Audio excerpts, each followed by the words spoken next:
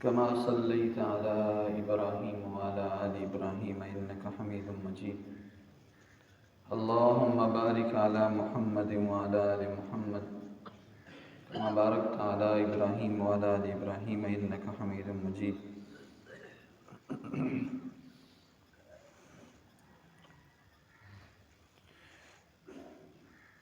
قال رسول الله صلى الله عليه وسلم: من فطر صائما في شهر رمضان من كسب حلال صلت عليه الملائكة ليالي رمضان كلها، وصافحه جبريل عليه الصلاة والسلام ليلة القدر، ومن صافحه جبريل عليه السلام يريق قلبه وتكسر دموعه. قال: فقلت يا رسول الله أفرأيت من لم يكن عنده؟ قال: فخبزة من طعام. قلت: أفرأيت إن لم يكن عنده لقمة خبز؟ قال: فمزقة من لبن. قال: أفرأيت إن لم تكن عنده؟ قال: فشربة من ماء.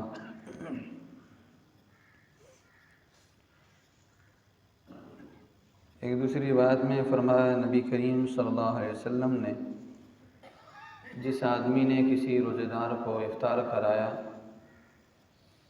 رمضان کے مہینے میں حلال کمائی سے، فرمایا فرشتے پورے رمضان کے مہینے کے اندر اس کے لیے مغفرت کی دعا کرتے ہیں، اور جبرائیل علیہ السلام لیلۃ القدر میں اس کے ساتھ ملاقات کرتے ہیں، مصافحہ کرتے ہیں، اور فرمایا اس کی نشانی کیا ہے کہ پھر اس انسان کا دل نرم ہو جاتا ہے اور اس کی آنسو جو ہے وہ نکلتے ہیں۔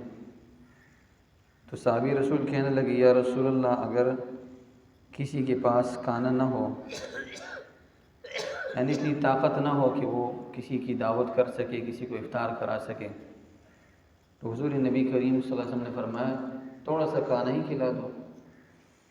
تو کہا: یا رسول اللہ، اگر یہ بھی نہ ہو، لقمہ بھی نہ دے سکے، یہ طاقت بھی نہ ہو، تو کہا ایک گھوٹ دودھ ہی پلا دو۔ تو یا رسول اللہ، اگر یہ بھی نہ ہو، فرمایا پانی پلا دو، پانی تو ہر کسی کے پاس ہے۔ اس حدیث کے اندر سب سے پہلی بات جو کہی گئی ہے کہ وہ حلال لوگوں کو کھلائے، حلال مال سے افطار کرائے۔ تو حلال جو ہے یہ اس کا عبادات پر بہت زیادہ اثر ہوتا ہے، حلال مال کا عبادات پر بہت زیادہ اثر ہوتا ہے، اس لیے کہ جب لقمہ حلال کا ہوتا ہے تو انسان کو عبادت کرنے میں مزہ آتا ہے، اور جب لقمہ پیٹ کے اندر حرام کا جاتا ہے تو پھر جو شیطانی خواہشات انسان کے جسم کے اندر ابھر جاتے ہیں، انسان کا دل پھر چاہتا ہے گناہ کی طرف جانے کو، اور جب حلال کا کھاتا ہے تو پھر گناہ کی طرف جانے کا دل نہیں کرتا ہے۔ حلال کمانا اور حلال کھانا اسلام کے اندر اس کو بہت زیادہ اہمیت حاصل ہے۔ اللہ نے انبیاء کی جماعت کو کہا: یا ایھا الرسل کلوا من الطیبات، اے انبیاء کی جماعت حلال چیزیں کھاؤ اور پاکیزہ چیزیں کھاؤ، اور پھر اس کے بعد کہا وَاعْمَلُوا صَالِحًا، وَاعْمَلُوا صَالِحًا، اس کے بعد عمل کرو۔ آپ پوری زندگی اٹھا کے دیکھیے، انبیاء نے جو ہے یہ فقر و فاقے کو پسند کیا، اتنا زیادہ کھایا بھی نہیں اور اتنا انہوں نے اللہ سے مانگا بھی نہیں، بلکہ ہم وقت ان کا مشغلہ عبادت ہوا کرتا تھا، یعنی اللہ کی عبادت کرتے تھے، لیکن پھر بھی اللہ رب العزت نے ان کے کھانے کو پہلے مقدم کیا اور بعد میں عبادت کو ذکر کیا۔ مطلب کیا تھا کہ اللہ نے انبیاء کو بتا کر ہمیں بتانا تھا، مقصد ہم تھے، بتانا صرف ان کو تھا تاکہ بتایا جائے ان کو، اور مقصد ہم ہو کہ دیکھیے انبیاء سے تو یہ بات ہو ہی نہیں سکتی کہ وہ حرام کی طرف جائے، کسی کے حرام مال کی طرف جائے، کسی سے ناجائز مال لے لے، کسی ناجائز طریقے سے مال کما لے، یہ تو انبیاء سے ہو نہیں سکتا ہے۔ تو اللہ نے انبیاء کی امتوں کو مخاطب کرنا تھا کہ دیکھیے حلال کمائی اتنی اہم ہے اور ضروری ہے کہ اللہ نے کسی پیغمبر کو نہیں چھوڑا، اس کو حکم دیے۔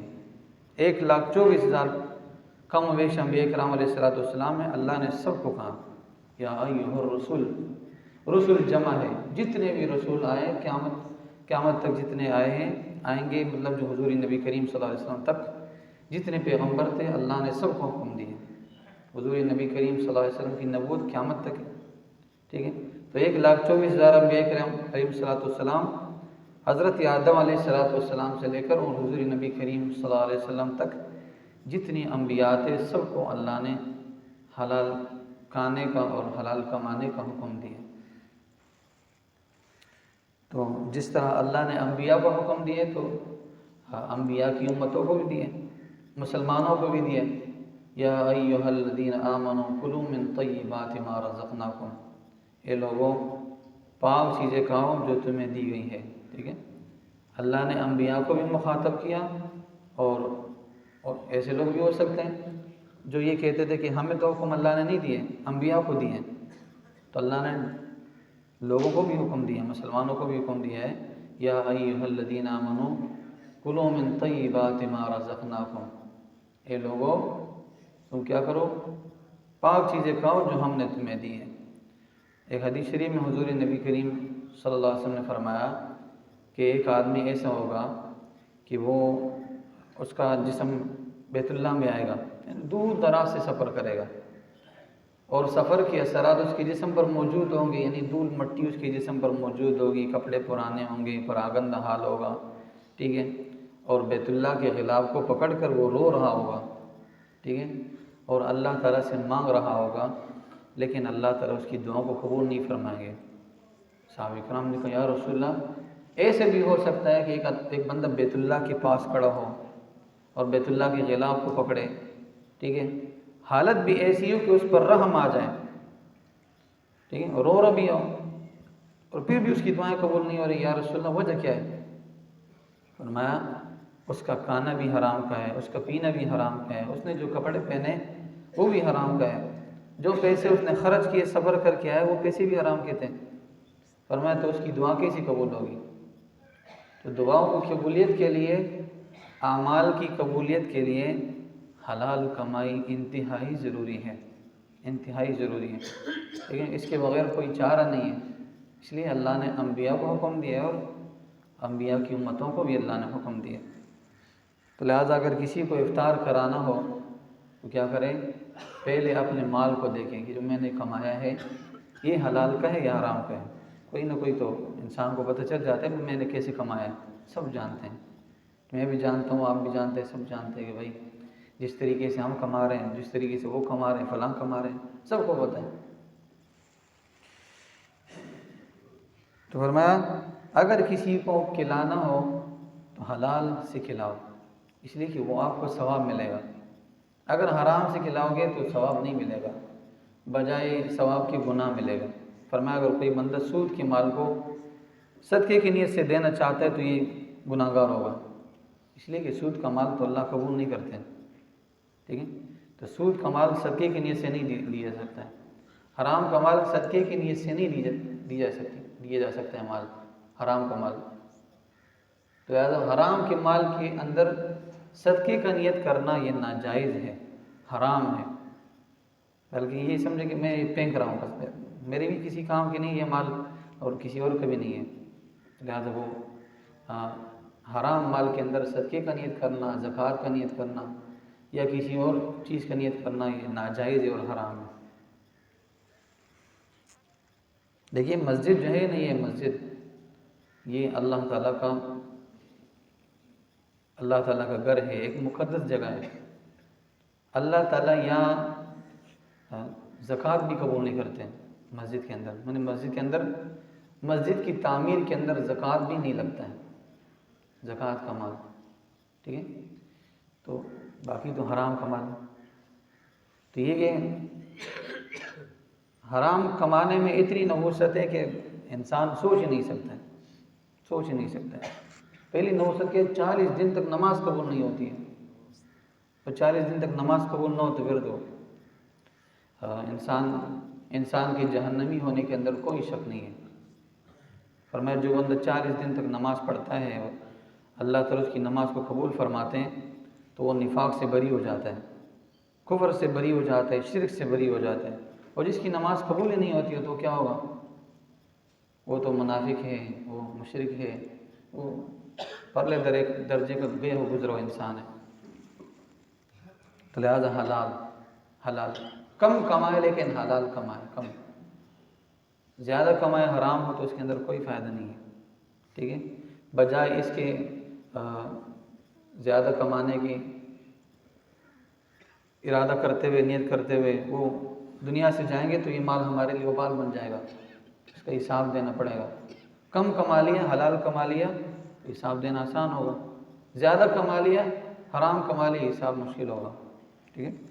ثم لتسألن یومئذ عن النعیم، ہر چیز کے بارے میں پوچھا جائے گا. بھائی یہ کہاں سے کمایا، بچوں کو کیسے کھلایا، بچوں کو کیسے کما کے دیا. ٹھیک ہے. تو لہٰذا حلال کی کوشش ہو ہماری.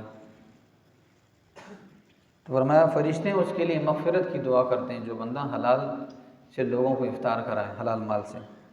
اور جبرائیل علیہ السلام اس کے ساتھ مصافحہ فرماتے ہیں لیلۃ القدر کی راتوں میں. جب لیلۃ القدر کی رات ہوتی ہے تو حضرت جبرائیل علیہ السلام ایسے آدمی سے مصافحہ کرتے ہیں. فرمایا اس کی نشانی کیا ہے؟ اس کی نشانی یہ ہے کہ اس کا دل نرم ہو جاتا ہے. جب دین کی بات سنتا ہے تو پھر آنکھوں سے آنسو نکلتے ہیں. تو صحابی رسول نے کہا یا رسول اللہ اگر کسی کے پاس کھانا نہ ہو تو فرمایا ایک لقمہ ہی کھلا لو. یا رسول اللہ اگر کسی کے پاس یہ لقمہ بھی نہ ہو تو کیا کریں؟ فرمایا دودھ کا ایک گھونٹ ہی پلا دو، یہ بھی کافی ہے. یا رسول اللہ اگر یہ بھی نہ ہو تو پھر کیا کیا جائے؟ فرمایا اگر یہ بھی نہ ہو تو ایک گھونٹ پانی ہی پلا دو. دیکھیے اسلام بہت وسیع ہے. اسلام ہمارے لیے آسانی کے راستے مہیا کرتا ہے. ٹھیک ہے. اسلام ہم کو مشقت میں نہیں ڈالتا ہے کہ بھائی اتنا بہت بڑی دعوت کر لو، اس کے اندر سب لوگوں کو بلاؤ. نہیں، برابر جتنی آپ کی طاقت ہو، جتنی آپ کی وسعت ہو. صحابی رسول کیا کر رہے ہیں؟ اللہ تعالیٰ صحابہ کرام کے قبروں پر کروڑوں رحمت نازل فرمائے. اگر نہ وہ کوئی سوال نہ کرتے تو ہمیں کیسے پتہ چلتا؟ افطار کرا دے، اس کا معنی تو بہت بڑا ہے. افطار کرا دے کسی کو، اس میں تو سب کچھ آتا ہے. لیکن صحابی رسول نے کتنی آسانی فرما دی سوال کرتے ہوئے. یا رسول اللہ اگر کھانا نہ ہو تو کیا کیا جائے؟ کہا لقمہ کھلا دو. اگر لقمہ نہ ہو تو کیا کیا جائے؟ فرمایا دودھ پلاؤ. اگر دودھ نہ ہو تو کیا کیا جائے؟ پانی پلاؤ. اتنی آسانی. دیکھیے دین کے سمجھنے میں اور دین کے سمجھانے میں صحابہ کرام کا بہت بڑا ہاتھ ہے. صحابہ کرام نہ ہوتے تو بہت سارے مسائل ہمارے ایسے کہ جو حل ہی نہ ہوتے. ٹھیک ہے. تو صحابہ کرام جو ہے یہ دین کے سمجھنے کا ایک واسطہ ہے اور ہم تک دین پہنچانے کا ایک ذریعہ ہے صحابہ کرام. ٹھیک ہے. تو جب بھی صحابہ کرام کا نام آ جائے تو ہم رضی اللہ تعالی عنہم پڑھیں. رضی اللہ تعالیٰ، اللہ تعالیٰ ان سے راضی ہو جائے. یہ ان کے لیے ایک دعا ہے. اللہ نے ان کے لیے دعا قرآن کریم میں فرمائی رضی اللہ عنہم ورضون. اللہ ان سے راضی ہے، وہ بھی اللہ سے راضی ہے. صحابہ کرام کی جماعت ایک مقدس جماعت ہے. ٹھیک ہے. تو صحابہ کرام کے نام پر قربان ہونا، صحابہ کرام کے نام کو آگے پھیلانا، صحابہ کرام کی تاریخ کو پڑھنا اور صحابہ کرام کے واقعات کو پڑھنا، یہ سب مسلمانوں کے لیے لازمی اور ضروری ہے. بہت سارے ایسے لوگ ہیں جو لوگوں کو صحابہ کرام سے متنفر کرتے ہیں. صحابہ کرام کے جو آپس کے اندر معاملات تھے، جو جھگڑے تھے، جو آپس میں کوئی نہ کوئی معاملات ایسے آئے، ان کو اجاگر کرتے ہیں.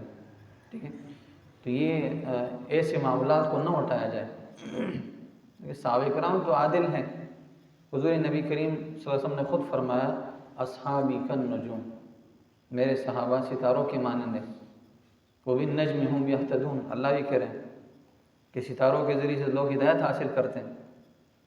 ٹھیک ہے. حضور نبی کریم صلی اللہ علیہ وسلم فرما رہے ہیں، اللہ تعالیٰ کیا فرما رہے ہیں؟ وہ بھی نجم ہم یہتدون. حضور نبی کریم صلی اللہ علیہ وسلم فرما رہے ہیں اصحابی کالنجوم فبأیہم اقتدیتم اہتدیتم، میرے صحابہ ستاروں کی مانند ہیں اور تم جس کی بھی اقتداء کرو گے تم ہدایت پاؤ گے. تو لہٰذا جو لوگ صحابہ کرام کے خلاف بولتے ہیں وہ صحابہ کرام کو کچھ نہیں کر سکتے ہیں. ٹھیک ہے. 14 کی رات کی جو چاند ہوتی ہے نا وہ روشن ہوتی ہے، روشن نظر آتی ہے چاند. ٹھیک ہے. کتے بھونکتے رہتے ہیں، چاند کو کچھ نہیں ہوتا ہے. صحابہ کرام کے پیچھے بھونکنے والے بھی کتے ہیں. صحابہ کرام کو کچھ نہیں کر سکتے، اپنی آخرت بگاڑنا، ٹھیک ہے۔ لہذا صحابہ کرام کی عزت کرنا، صحابہ کرام کے نام کی عزت کرنا اور ان کے نام کی لاج رکھنا، انہوں نے حضور نبی کریم صلی اللہ علیہ وسلم کو دیکھا ہے، آپ علیہ السلام کو دیکھنا، آپ علیہ السلام پر ایمان لانا اور آپ علیہ السلام کے ساتھ چلنا، شانہ بشانہ دشمنوں کے ساتھ لڑنا، یار کسی کا کام تھوڑی ہو سکتا ہے۔ تو بہت بڑی جماعت تھی صحابہ کرام کی جماعت، انہوں نے ہم تک دین پہنچایا، سمجھ کے پہنچایا، ٹھیک ہے، سمجھ کے۔ کیسے سمجھ رہے ہیں؟ کتنی آسان بات، دین کو کیسے آسان کر لیا، اتنا آسان کر لیا کہ افطار کرانا ہر بندہ کر سکتا ہے، ہر بندہ کر سکتا ہے کسی کو افطار۔ وعن ابی ہریرہ رضی اللہ تعالیٰ عنہ قال ان رسول اللہ صلی اللہ علیہ وسلم قال اذا جاء رمضان فتحت ابواب الجنہ وغلقت ابواب النار وصفرت الشیاطین۔ حضرت ابو ہریرہ رضی اللہ تعالیٰ عنہ سے روایت ہے، فرمایا نبی کریم صلی اللہ علیہ وسلم نے فرمایا جب رمضان کا مہینہ داخل ہوتا ہے تو اللہ تعالیٰ جنت کے دروازوں کو کھول لیتے ہیں، ٹھیک ہے، جنت کے دروازے کھل جاتے ہیں، وغلقت ابواب النار، اور جہنم کے دروازے بند کر دیے جاتے ہیں، وصفرت الشیاطین، سرکش شیاطین بند کر لیے جاتے ہیں، ٹھیک ہے۔ اس کے اندر بہت بڑی بڑی بات ہے کہ دیکھیے اللہ تعالیٰ جنت کے دروازے کھول لیتے ہیں، اس کا مطلب کیا ہے؟ اللہ تعالیٰ روزہ داروں سے راضی ہو جاتے ہیں، اللہ تعالیٰ روزہ داروں سے راضی ہو جاتے، پھر انہیں ان اعمال کی توفیق دیتے ہیں کہ جس کے ذریعے سے وہ جنت میں جاتے ہیں، ٹھیک ہے۔ تو لہٰذا رمضان کے مہینے کے اندر ہم یہ سمجھیں اللہ ہم سے راضی ہے، کسی ایسی کام کی طرف ہم نہ جائیں جس سے اللہ ناراض ہو، ٹھیک ہے، کسی ایسے کام کرنے کی کوشش بھی ہم نہ کریں کہ جس سے اللہ ناراض ہو۔ بہت سارے ایسے لوگ ہیں بھائی رمضان کے مہینے بھی دھوکہ دینے سے باز نہیں آتے ہیں، جھوٹ بولنے سے باز نہیں آتے ہیں، غیبت کرنے سے باز نہیں آتے ہیں، تو یہ اللہ تعالیٰ کی ناراضگی کی طرف جانے والی چیزیں ہیں، ٹھیک ہے۔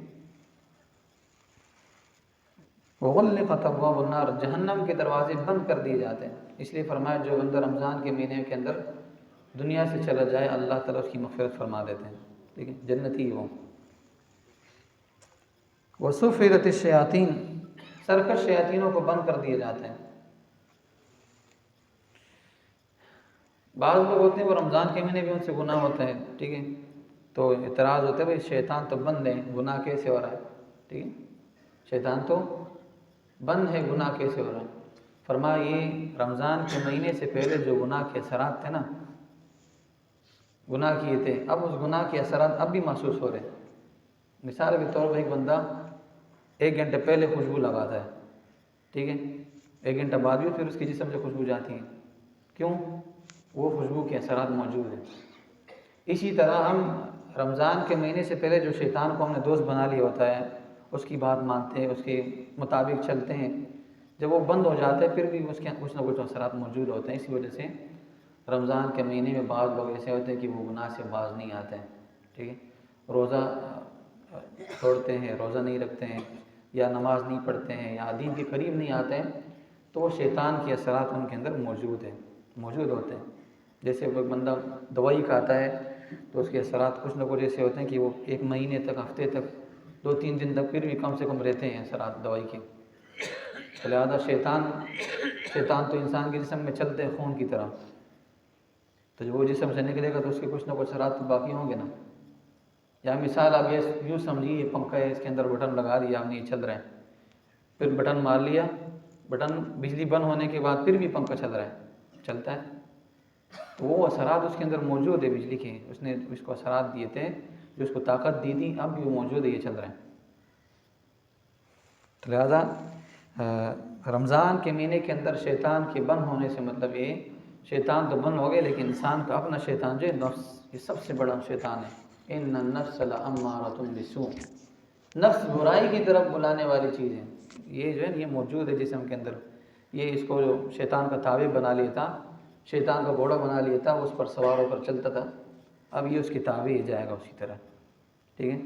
تو اس لیے علماء کہتے ہیں کہ رمضان کے مہینے سے آنے سے پہلے انسان توبہ کر لے، آنے سے پہلے انسان اپنے آپ کو تیار کر لے۔ حضور نبی کریم صلی اللہ علیہ وسلم کی عادت تھی رمضان سے پہلے اپنے آپ کو تیار کرتے تھے، عبادات کے اندر زیارت کی جاتی تھی، وہ دعا کرتے تھے، اللہم بارک لنا فی رجب و شعبان وبلغنا رمضان، یہ دعا کرتے تھے۔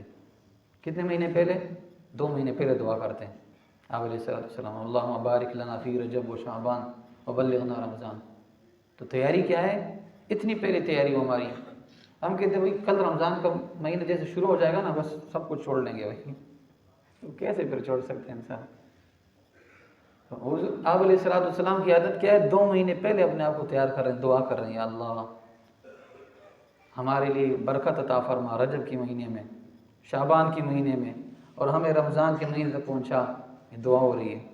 ہم کیا ہے بھائی، رمضان کا مہینہ آئے گا نا پھر دیکھیں گے، رمضان کا مہینہ آ جاتا ہے پھر شیطان ہمارے ساتھ دیکھتا ہے، ہمارا جو نفس ہے وہ ہمارے ساتھ دیکھتا ہے، کبھی کہتے ہیں نماز نہیں پڑھو، کبھی کہتے ہیں روزہ نہیں پڑھو، نہیں دیکھو، کبھی کہتے تلاوت نہیں کرو، کبھی فلاں کام، کبھی فلاں کام، دین سے دور رکھتے ہیں ہمیں۔ لہٰذا اگر ہم پہلے اپنے آپ کو تیار رکھیں، اور کوشش ہماری یہ ہو کہ ہم نے اپنے آپ کو تیار رکھنا ہے، گناہوں سے اپنے آپ کو باز رکھنا ہے، تو یقیناً ہمارا جو رمضان کا مہینہ ہے وہ خوب اچھی طریقے سے گزرے گا۔ اللہ سے دعا ہے اللہ تعالیٰ میں ان تمام باتوں کو سمجھنے کی توفیق عطا فرمائے۔ وآخر دعوانا ان الحمد للہ رب العالمین۔